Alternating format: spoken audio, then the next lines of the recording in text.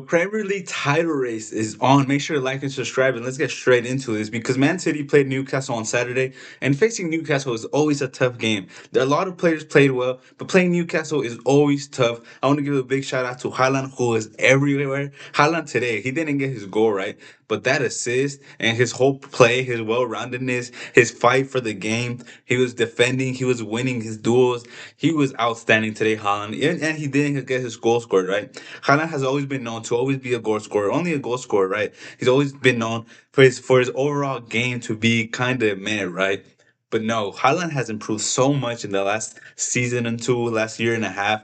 But his technical ability has improved. His defensive work has improved. His crosses have improved. There's been games this season where I see him put passes left and right, through passes, not just regular side passes, but he was putting in through ball, putting in crosses. Haaland's game has improved so much. And the other guy, it has to be O'Reilly. O'Reilly has been outstanding whether you play him at left back, whether you play him as a left center mid. O'Reilly connects with everyone so well. His connection with Ainaria, I've talked about this for weeks now. His connection with the midfielders, when to move, when to go. He was so good today. Gets his two goals, and O'Reilly was outstanding. And when it comes to the England call up, I think he could be the left back. I think he could be another backup for midfielder.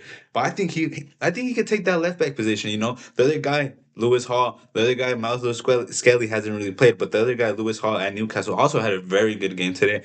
Gets his goal. But I think O'Reilly, the level he's been playing at the whole season, his physical, he's tall, he's strong, he's fast, he can score, he can assist. He's so well rounded. I think O'Reilly might take the left back position for England. But other than that, I think this was a good game. Donnarumma made a very good last minute save. But today, what I really want to talk about is the London Derby because once again, Arsenal trash Spurs, and this was a game that me and a lot of other people thought, new manager bounce, London Derby, form goes out the window. Some players are back. Don Solanke came on, was started. He had his injury problems again. But this was a game where like Arsenal are just tied against Wolves. Can something happen? Can something happen? And that's exactly what I was thinking. I was thinking maybe if City win, the pressure gets to Arsenal. But I forgot one thing, right? Because yes, City winning puts pressure on Arsenal, and Arsenal just tied to Wolves midweek. And the only thing that I forgot to think about was that this is Tottenham Hotspurs. This is a team that gets better at Arsenal every season, two times a season if you'd like. I forgot how bad Tottenham are. I forgot how bad their players are. I forgot that the new manager doesn't have really high level Premier League experience or any Premier League experience. I totally forgot to know. I forgot to remember and think about how bad Spurs are. They are terrible. They are so bad. Five at the back, three at the back, four at the back, three midfielders, four midfielders. It doesn't matter. This Spurs team is so bad. The players don't fight for it. They lose. They're losing, and they lose the thing. They create no chances. The only goal they scored is because Declan Rice couldn't do it la croqueta, and he lost the ball on the edge of his box. That's the only reason they scored was because Rice wasn't able to run through it, and he lost the ball right outside the box. That's the only reason Tottenham scored. Yes, they have that little push to Gabriel Magalhaes that. Look, it was soft, for someone of Gabriel's size. But once again, the game is the game, and Spurs are just terrible. Colomani, I think he was the only one that was on it. Xavi Simons has been trash. Then you look at the midfield. Conor Gallagher has probably been the only good spark, right? I like Conor Gallagher. A lot of people like to talk bad about him because he isn't your natural midfielder. He's an engine, right? Now, a lot of people don't like that type of midfielder, but I like Conor Gallagher. But the rest, man, Archie Gray, a center mid playing at right wing back. Jet Spence is someone who I don't even know how he got into the England squad. I know he had a couple good games, but when you have the left backs that England had, when you have the right backs that England had, I genuinely don't understand how Jet Spence got into that England squad. Lewis Hall, O'Reilly, Skelly, Reece James, Trent Alexander-Arnold. You have multiple. You have even Trippier. I would rather take Trippier at right back than Jet Spence.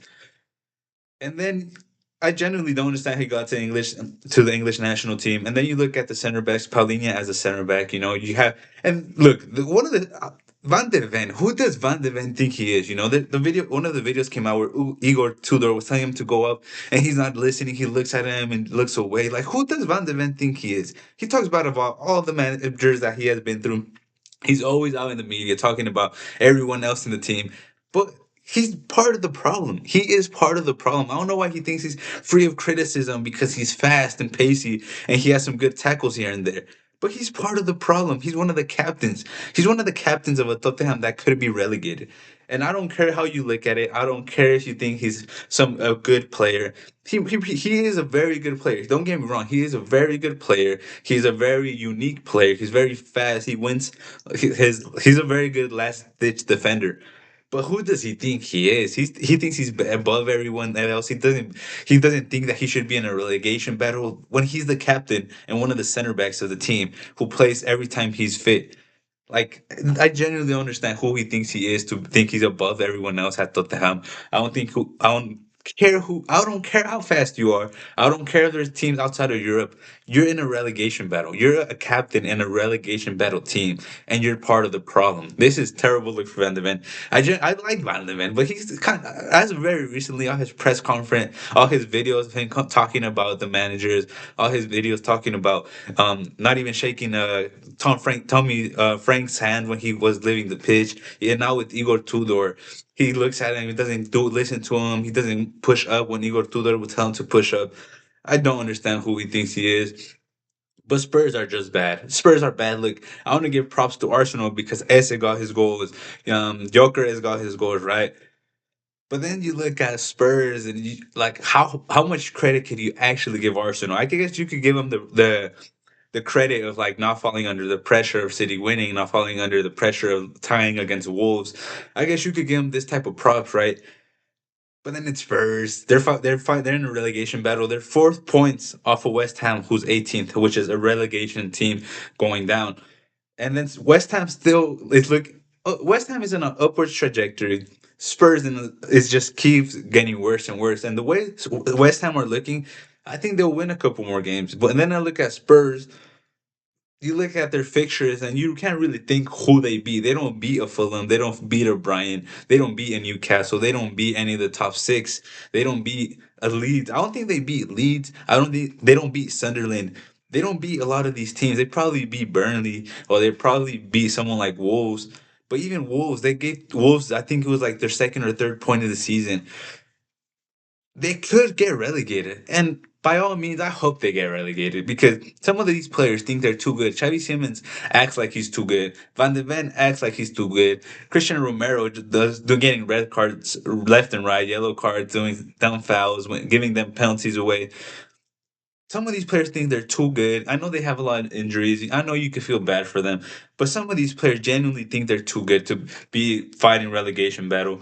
And even though manager appointments, they took out Frank very late. They should have took him out a couple weeks, a couple months ago, and they bring in Igor Tudor, who's never managed in the Prem, who's never managed the team this big, going with and such big circumstances, right? Because Tottenham is a top six club, and they're in relegation battle. This is a unique type of season. This is a very unique management role, and they should have brought someone who's been fighting relegation in the Prem, not someone who has never managed in the Prem. That is crazy by Spurs bringing in a manager like Igor Tudor, who got fired off of Juventus this season, to bring him to a relegation battle with Spurs, who's a top six club in one of their worst moments ever.